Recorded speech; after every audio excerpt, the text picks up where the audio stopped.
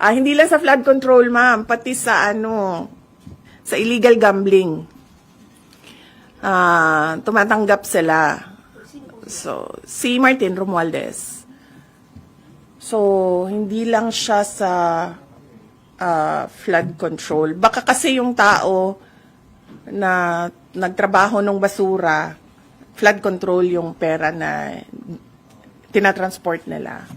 Pero marami pang iba pang mga sources ng corruption na dinideliver. Ma'am, may we know po yung source ng information that they are receiving?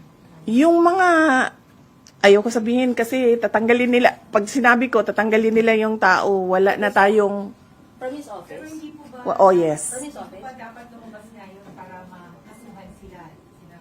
Ayaw lumabas ng mga tao Dati pa naman kami nagsasabi na na magsalita kayo. Takot lahat kasi magsalita ngayon dahil syempre aabot yun until the office of the president.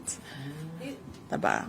So, walang nagsasalita. Pero pag sinabi ko kasi kung sino at anong klaseng personnel,